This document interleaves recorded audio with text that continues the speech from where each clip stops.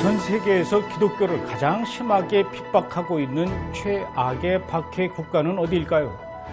전 세계에서 박해받는 교회와 성도들을 섬기고 있는 국제사역단체 오픈도어 선교회에서는 지난 1월 말 2022년 기독교 박해지수 보고서를 발표해서 박해 국가들의 순위를 선정했습니다.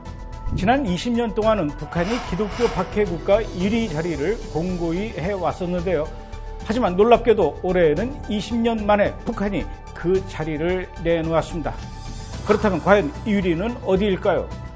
우선 10위는 인도, 9위는 이란, 8위가 파키스탄, 7위는 나이지리아, 6위는 에리트리아, 5위는 예멘, 4위는 리비아, 3위는 소말리아, 2위가 북한, 그리고 1위에 바로 아프가니스탄이 선정되었습니다. 새롭게 기독교 박해 국가 1위 자리에 서게 된 아프가니스탄, 그 이유는 아무래도 20년 만에 재등장한 탈레반 때문이 아닐까요? 과연 탈레반은 어떻게 아프가니스탄을 기독교 박해 국가 1위로 만들어 놓았을까요? 오늘 브레드 브리핑에서 알아보도록 하겠습니다.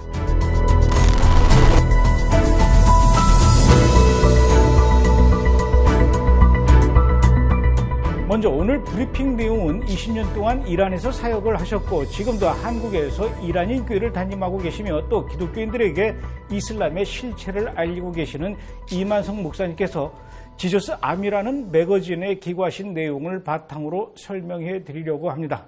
2021년 8월 30일 밤 아프가니스탄의 하미드 카르자이 공항에서 C-17 미군 수송기가 이륙하자 미 국방부는 20년을 끌던 기나긴 아프가니스탄 전쟁이 공식적으로 종료되었다고 선언했습니다. 정규군 30만 명을 양성해 놓았으니 아프가니스탄은 아프간의 군대가 지킬 수 있을 것이라고 말했지만 현실은 전혀 달랐죠.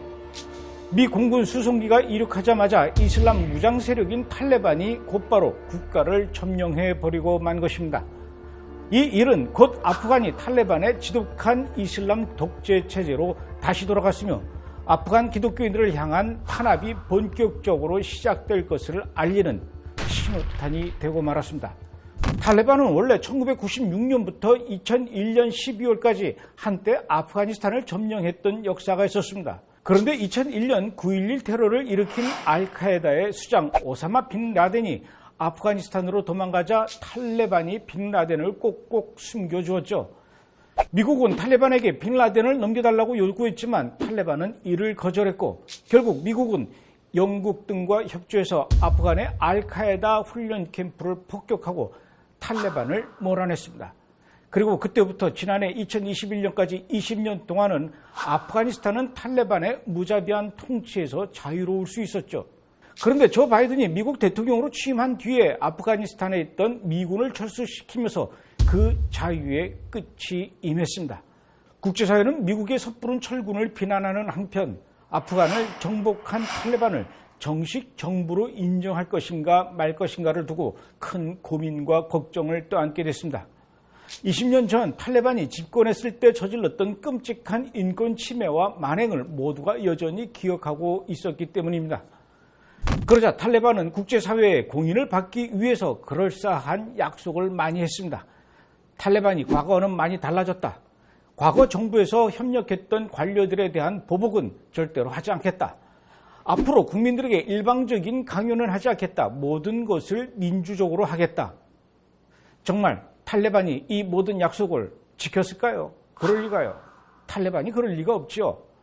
국제인권단체 휴먼라이트워치가 2021년 11월 30일에 발표한 보고서에 따르면 탈레반은 이전 정권의 고위 관료와 군인들에게 투항하면 살려준다는 약속을 했지만 8월부터 10월까지 아프가니스탄의 여러 도시에서 정부 고위 관료, 군인, 경찰 등 최소 100여 명이 탈레반에 의해서 살해되거나 실종되었다고 합니다. 탈레반은 항복한 정부 병력에 사면 보증 증서를 신청하라고 해서 이름과 주소 등을 수집한 뒤 무기를 빼앗고 집으로 돌려보냈다고 합니다.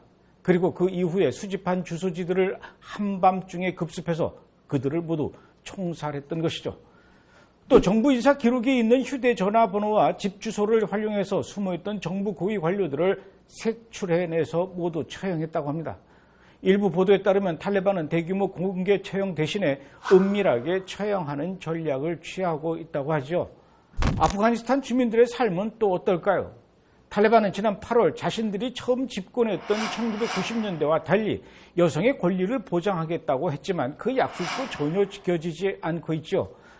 이슬람의 샤리아 법에 따르면 여성은 소수의 여의사 그리고 간호사만 가능할 뿐 밖에서 일을 할 수도 없고 또 교육기관에서 공부할 수 없으며 머리에서부터 발끝까지 덮는 부르카를 착용해야 한다고 합니다.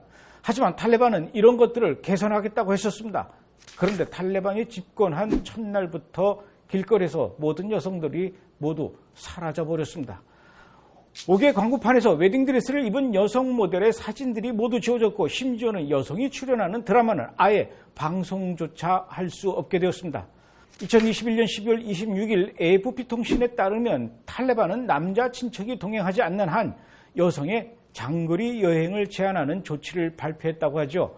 아프가니스탄 권선징악부의 대변인 샤데크 아키브 무하지르는 가까운 남성 친척과 동행하지 않은 채 72km 이상 거리를 여행하는 여성은 차에 태워주지 말아야 한다. 이렇게 말했다고 합니다. 또한 모든 차량 소유주들에게 이슬람 히잡을 쓴 여성들만 차에 태우라고 요구했고 여성 탑승과 상관없이 차 안에서는 음악을 틀지 말라는 지침도 포함됐다고 합니다. 이게 사람 사는 사회고 국가입니까? 21세기 문명시대에 이런 일들이 가능하단 말인가요? 그런가 하면 탈레반 정권은 최근 중국 등 주변 국가의 국경지대에 자살폭탄 테러 부대를 창설했다고 합니다. 아프간 북동부 바다흐샨주의 부지사는 언론과의 인터뷰에서 탈레반이 라시카르의 만수리라는 자살폭탄 테러 전담부대를 국경지대 특히 바다흐샨주에 배치할 것이라고 밝혔습니다. 새로 꾸려진 자살폭탄 테러 부대는 이전 아프간 정부군과 미군이 주도한 국제연합군을 겨냥해서 테러 공격을 펼쳤던 이들로 그렇게 구성되었다고 합니다. 아흐마디 부지사는 이 부대가 없었다면 미국을 격퇴하는 것은 불가능했을 것이다. 이렇게 이야기하면서 용감한 전사들의 특별한 폭탄 벨트를 착용해 미군 기지를 폭파하는 데 몸을 바쳤다. 이렇게 이야기했다고 하죠. 탈레반은 이외에도 전원 자살폭탄 테러 요원으로 구성된 최정예 부대 바드리 313을 운용하고 있습니다. 이 부대는 현재 탈레반에서 가장 현대화된 특수부대로 부대원들은 위장복과 야간 투시경, 군용 차량 험비, M16 소총 등 미군의 최첨단 장비를 갖추고 카불 국제공항에 배치되어 있는 것으로 알려졌습니다. 알라를 위해서는 이슬람 법 아래에 있는 탈레반 정권을 위해서는 상대가 누구든지 자기 목숨마저 바쳐 죽일 수 있다는 것이죠.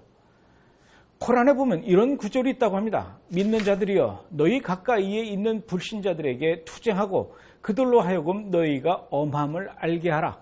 알라는 항상 정의로운 자들과 함께 하시니라. 이 구절을 풀어서 다시 설명하자면 믿지 않는 이웃을 죽이고 그들에게 너희가 잔인하다는 것을 알려라. 알라는 자신을 두려워하는 자들과 함께 하신다. 아마도 이런 뜻이겠죠. 코란을 받드는 탈레반이 그들의 엄함과 잔인함을 보이며 거침없이 카드를 휘두를 수 있는 존재가 누구일까요? 바로 아프간에 있는 우리 형제자매 기독교인들 아니겠습니까? 국제기독교협회에 따르면 아프가니스탄에는 약 1만 명에서 1만 2천 명 정도의 기독교인이 있는 것으로 추산된다고 합니다. 물론 대부분 이슬람에서 기독교로 개종한 사람들이죠. 샤리아법에 따르면 이슬람에서 기독교로 개종한 배교자를 무르다트라고 부르고 또 그 행위를 리따라고 한다고 합니다. 그리고 리따에 대한 처벌은 오직 참수만이 남아있을 뿐이죠. 지난 2015년 2월 이슬람 국가 IS는 리비아 등지에서 21명의 콥트 교인들을 납치해서 참수하는 영상을 공개했습니다. 그리고 같은 해 4월 소말리아 극단주의 무장단체 알샤비브가 케냐 가리사 대학 캠퍼스에서 테러를 벌였을 때에도 역시 학생들에게 종교를 물은 뒤에 기독교라고 하면 그 자리에서 즉시 총살했다고 하죠. 지금 이런 일들이 아프가니스탄에서 또다시 실제로 일어나고 있는 중입니다. 기독교인으로 확인된 사람들은 누구나 예수님 때문에 살해되고 있는 상황이죠. So we got informed through our leaders that they are looking for people. Some of the Afghan believers, they received calls from the Taliban. And then they start home searching in some area. close to my neighborhood. They used to come at night, they start searching house of people and firing at the night. About being any Christian now in Afghanistan, you are the first target for Taliban and for the people. If they find out about you, it's a big, like a death warrant for you. You are the target, main target. They fulfill that law on you because they said if you left Islam, your punishment is death. 어떤 사람들은 이렇게 말하기도 합니다.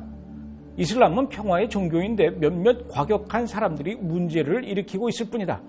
내가 아는 무슬림은 얼마나 친절하고 폭력을 싫어하는지 모른다. 그러나 이 말이 이슬람 종교의 관점에서 봤을 때 과연 옳은 말일까요? 코란에 의하면 평화를 사랑하는 무슬림은 사실 진정한 무슬림이 아니며 생명과 재산을 바쳐 지하드, 즉 알라를 위한 전쟁을 하는 자만이 진정한 무슬림이다. 이렇게 말하고 있습니다. 아프간의 무슬림뿐만 아니라 전 세계의 무슬림은 모두 하나님의 사랑의 대상들입니다. 거짓에 속아 방황하는 양들이죠. 그들을 두려워하거나 미워하지 말고 오히려 불쌍히 여기며 구원을 위해 기도해 주어야 하는 것은 맞습니다. 하지만 그에 앞서서 우리가 항상 기억하며 마음에 품어야 할 사람들이 있습니다. 바로 지금 사망의 음침한 골짜기를 지나는 가운데 두렵고 흔들리기는 하지만 믿음을 잃지 않기 위해서 고군분투하고 있을 아프가니스탄의 믿음의 형제 자매들이죠. 아프간 사태에 대한 언론 보도가 사그라들면서 아프간의 현 상황과 기독교 박해에 대한 사람들의 관심도 함께 사라지는 것 같아서 마음이 아플 뿐입니다. 특히 한국 교회와 성도들이 지금 얼마나 아프간 성도들을 기억하고 기도하고 있습니까? जब मैं जाने का सोचती हूँ तो वो बम धमाका याद आ जाता है। यूं मालूम होता था कि रूह अभी जिस्म को छोड़ जाएगी। उनकी आवाजों से कोई घर न आ जाए।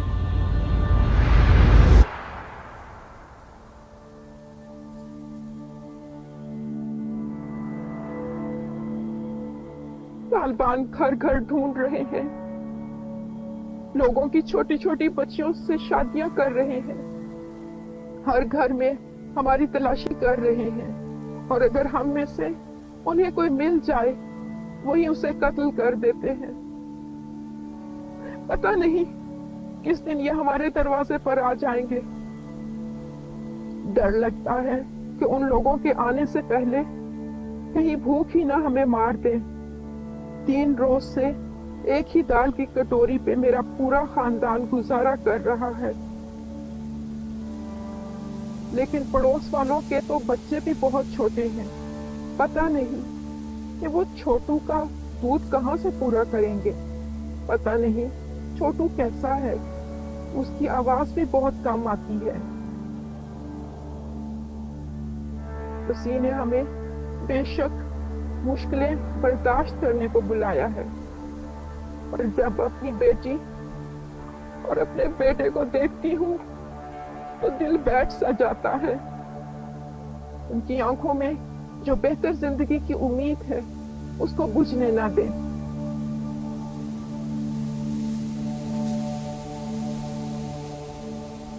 हमारा बहुत दिल करता है कि हम इसी तरह अपने ईमानदार बहन भाइयों के साथ अपने खुदा की परस्तिश करें, उसके हजूर सर झुकाएं, पर अब ये मुमकिन नहीं।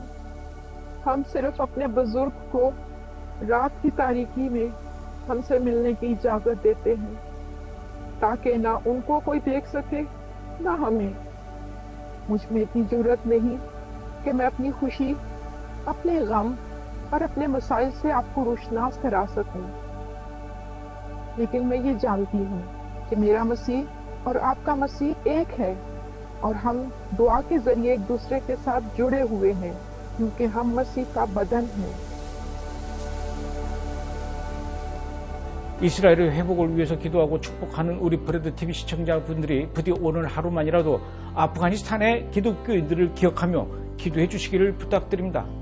핍박을 견디고 인내할 수 있는 힘을 날마다 공급하여 주시고 세상을 이기신 주님을 의지하여 담대하게 할 수 있도록 카타콤 신자들과 같이 신앙을 지키고 그 소중한 믿음이 후대에 전수되어서 마침내 그들이 그렇게도 원하고 있는 아프가니스탄의 부흥이 성령의 바람과 함께 불어올 수 있도록 여러분 기도해 주셔야 합니다.